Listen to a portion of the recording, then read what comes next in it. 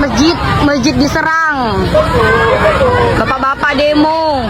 Lingkungan 8 kami, lingkungan 7. Ngeri. Polisi belum datang sekarang.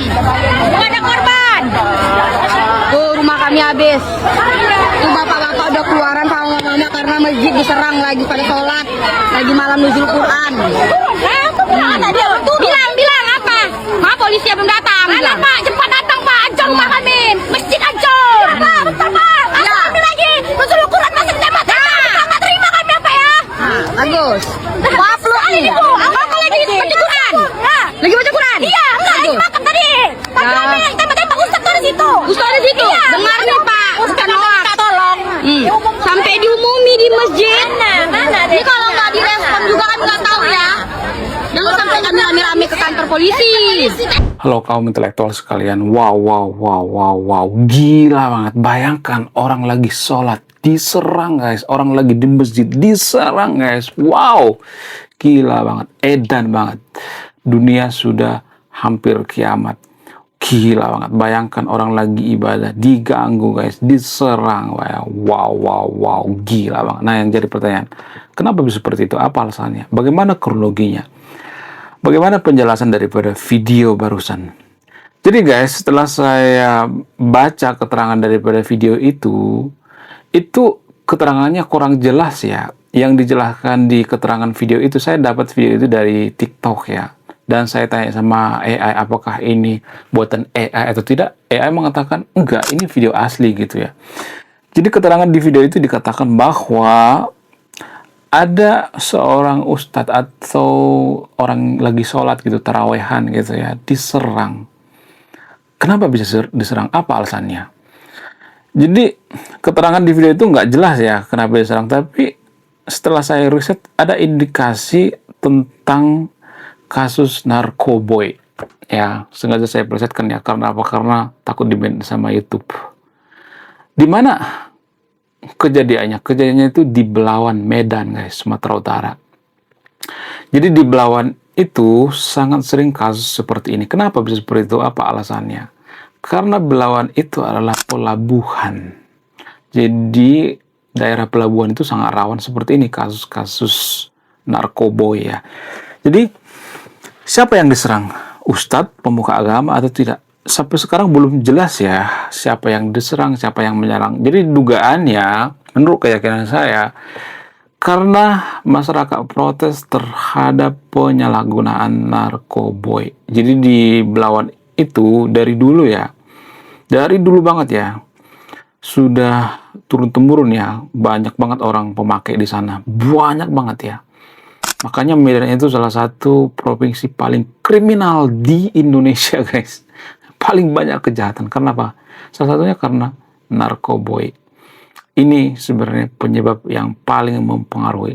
Jadi kalau ada orang yang sudah kena narkoboy itu ya, mereka akan mencari segala cara untuk dapat duit ya. Mau jual pagar kayak, mau jual apapun dijual, baju kayak, ya mau jual semuanya dijual gitu ya, untuk mendapatkan kenikmatan sesaat. Jadi kronologinya di video itu kasus narkoboy, bukan kasus agama gitu ya, bukan orang nonis mengganggu orang ibadah, nggak seperti itu ya, nggak mungkin lah ya, itu nggak mungkin di Konoha. Kenapa? Karena saya tidak berpihak pada nonis ya, nggak pernah sejarahnya nonis itu usil dengan mayoritas ya, nggak pernah itu ya, kecuali di Poso gitu atau di Sampit ya, itu memang karena dipengaruhi konflik horizontal dan vertikal juga ya.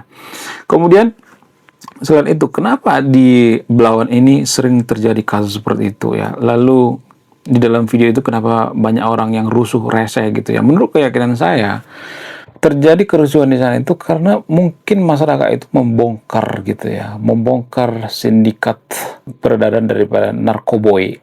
Sehingga apa? Sehingga ada orang yang protes.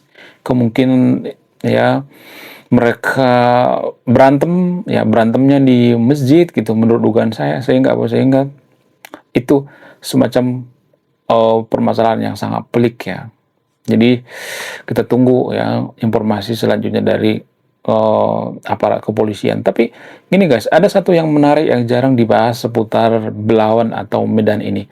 Jadi sebagai gambaran, Belawan itu posisinya itu di pinggir guys, di pesisir ya. Itu seperti pintu masuk daripada Medan guys.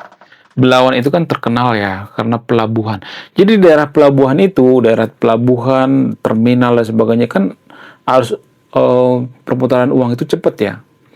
Kemudian peredaran juga cepat ya. Di terminal, di pelabuhan, pokoknya di tempat-tempat strategis gitu ya.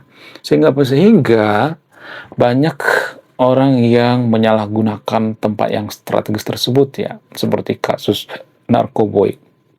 Bayangkan ya, kalau misalnya nih ya, ada orang iseng dari luar negeri misalnya mengirimkan barang gitu, apakah bisa kedeteksi? Susah kedeteksi kalau di Medan. Ada banyak jalur-jalur tikus gitu ya. Ya kalau misalnya pemerintah memblokir, ada lagi nanti jalur tikus yang lebih banyak lagi. Banyak banget ya. Jadi di Medan itu, bahkan sawit sekalipun bisa dijual ke Malaysia guys. Ada jalur tikus guys. Ya. Saya tuh pernah liburan ke sebuah pulau di daerah Medan, namanya Pulau Berhala. Nah, Pulau Berhala itu perbatasan dengan Malaysia. Ternyata penjaga di sana itu nggak terlalu nggak terlalu ketat ternyata. Bisa sembarang masuk gitu. Makanya kalau Anda perhatikan seperti orang Rohingya yang datang ke Aceh itu bisa cepet banget kan, bisa lolos gitu ya. Padahal menggunakan perahu biasa gitu. Karena apa? Karena belum kita lanjut. Jadi guys, kemarin ada yang nanya, lu apa sih kontribusinya bagi negara ini? Lu cuma ngebacot doang, gak ada kontribusi. Nah, kontribusi saya ini guys ya. Saya nulis buku. Riset saya ini bertahun-tahun guys, kurang lebih 5 tahun. Jadi biaya yang saya keluarkan untuk riset buku ini puluhan juta. Namun, saya jual buku ini di bawah 100.000. Gambaran daripada buku ini tentang sisi gelap daripada pemuka agama yang ada di Konoha. Bercerita tentang culture, sisi-sisi gelap politisi, ya, dan lain sebagainya. Penjaganya kurang ketat di sana ternyata ya. Saya pernah naik perahu ke Pelabuhan Ratu dekat perbatasan Malaysia. Ya, berangkatnya dari Medan tuh ya. Ternyata nggak terlalu ketat guys ya. Sehingga sangat rawan dengan yang namanya kejahatan di daerah tersebut ya. Jadi pelabuhan seperti itu guys ya. Kemudian karakter daripada orang-orang yang ada di sana ya. Jadi orang-orang yang tinggal di Medan itu, terutama di pelabuhan itu, kalau saya perhatikan itu bercampur-campur ya. Ada orang Batak ya, ada orang Melayu Delhi, ada orang China, ada orang Nias, ada orang pokoknya macam-macam ya. Tapi didominasi oleh orang Batak ya. Cuman ya banyak orang yang keliru bahwa ya seperti yang viral baru-baru ini di media sosial ya, banyak orang keliru bahwa suku Batak itu bukan asli Medan gitu. Jadi simpang siur ya di media sosial ya. Siapa sih asli penghuni kota Medan itu sendiri? Aslinya itu didirikan oleh berbagai suku. Ya, suku yang paling berpengaruh itu Melayu sama orang Batak. Orang Batak Karo lebih tepatnya. Itu menurut data guys ya. Jadi makanya informasinya simpang siur ya. Karena didirikan oleh berbagai suku, bukan satu suku. Kalau daerah lain misalnya seperti Betawi didirikan oleh orang Betawi ya. Jawa Barat didirikan oleh orang Sunda, orang Jawa di Jawa Tengah, Jawa Timur gitu. Kalau di Medan itu didirikan oleh berbagai suku. Jadi sebenarnya orang Medan itu ya bukan banyakan lahir di kota Medan guys, enggak. Banyakan di sana orang Medan itu bukan perantau ya, ada juga yang di sana. Cuman orang Medan itu lebih banyak di pinggir Danau Toba guys. Ya itu sebenarnya ruang lingkup daripada orang Medan itu sendiri ya, atau orang Batak itu sendiri. Cuman selama ini kan kita berpikir bahwa lu orang Medan ya, lu dari Batak ya. Jadi sudah ada stereotip seperti itu ya.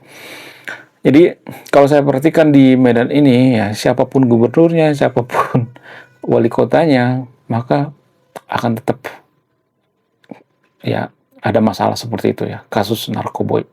Kenapa bisa seperti itu? Apa alasannya? Karena ini susah guys ya, susah dihancurkan gitu ya. Kenapa bisa seperti itu? Kenapa Medan itu terkenal salah satu provinsi paling kriminal di Indonesia? Apa alasannya?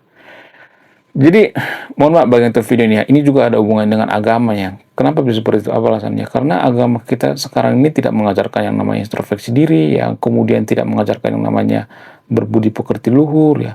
Sehingga kita itu nggak peduli gitu ya, nggak punya kesadaran ya untuk memperbaiki negara kita, memperbaiki bangsa kita gitu. Sama seperti orang Medan. Orang Medan itu nggak peduli gitu ya, memperbaiki Medan itu sendiri, nggak peduli ya. Kemudian pemerintah pusat juga nggak peduli gitu. Kenapa? Karena kita tidak mau introspeksi diri gitu. Jadi kalau kita tanya sama orang Medan itu, kenapa orang Medan itu hancur? Ya ini kan karena apa? Karena pengaruh pusat gitu ya. Jadi kalau kita tanya sama pusat, pusat ngomong ya, pemerintah pusat maksudnya. Oh, karena orang Medan itu sendiri nggak bisa diatur gitu. Jadi harus kerjasama guys ya. Mau pusat, mau orang Medan di sana ya. Tapi menurut saya pribadi ya, orang-orang Medan yang di sana bukan cuma orang Batak ya, orang Melayu Deli ya, orang-orang China, orang banyak ya, orang macam-macam suku di Medannya. Jadi harus sama-sama introspeksi diri gitu ya. Jangan terlalu ini guys ya, jangan terlalu menyalahkan orang lain gitu ya. Harus introspeksi diri lah ya.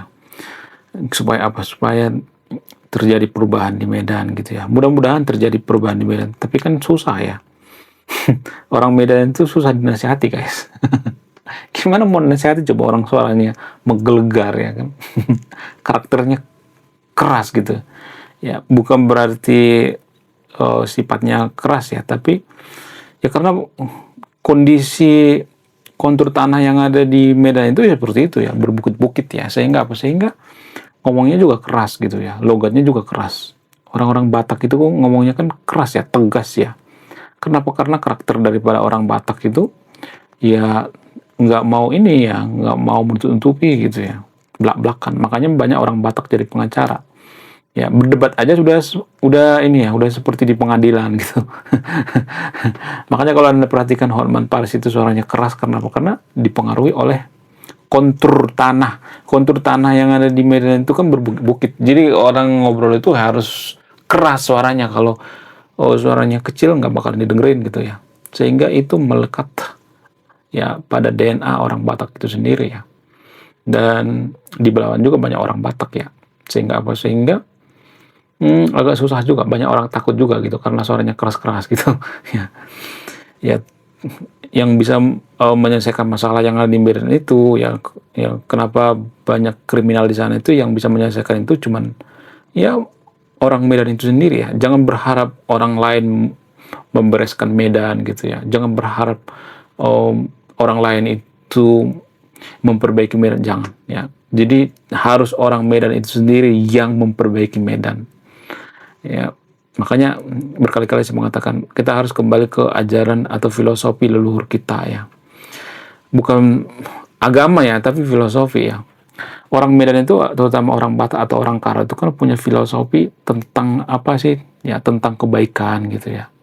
Orang Batak itu diajarkan untuk berbaik gitu ya, tidak membenci ya, tidak keras kepala, introspeksi diri ya.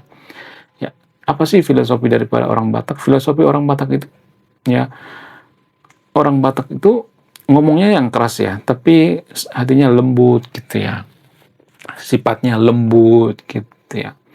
Ada ajaran orang Batak atau filosofi orang Batak itu yang mengatakan kamu harus menghargai tradisi di mana kamu merantau ya, kemudian introspeksi diri gitu ya. Ya, ada istilah-istilah bahasa Bataknya yang kemudian ajaran seperti agama Parmalim ya. Agama leluhur orang Batak itu kan agama Parmalim ya. Agama Parmalim itu kan mengajarkan kebaikan ya. Bahkan dalam agama Parmalim itu nggak boleh mabok-mabokan, ya, nggak boleh merokok ya. Banyak banget larangannya. Sehingga apa? Sehingga banyak orang Batak yang tidak menganut agama Parmalim.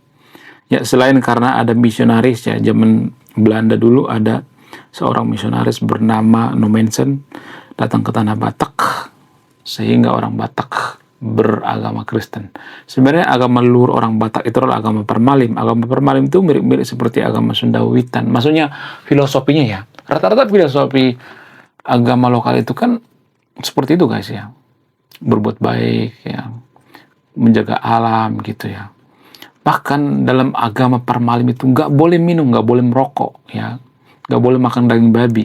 Jadi sebenarnya asli orang Batak itu leluhurnya itu nggak boleh makan daging babi guys. ya agama Parmali mengajarkan seperti itu ya. Menurut kalian gimana? Coba tulis kolom komentar ya. Saya tidak akan menyimpulkan ya, Anda yang menyimpulkan. Lalu bagaimana dengan video yang di awal tadi? Apakah itu video hoax atau tidak? Enggak, itu bukan video hoax, itu video beneran ya. Jadi kita tunggu informasi selanjutnya. Ya, itu kasusnya karena kasus narkoboy ya. Mudah-mudahan Medan semakin bagus ya. Karena apa? Karena Medan itu banyak masalah ya. Provinsi yang paling nggak keurus gitu ya. Walaupun Bobi Nasution yang jadi gubernur di sana, tetap juga nggak bisa ya. Kita nggak boleh terlalu berharap sama pemerintah.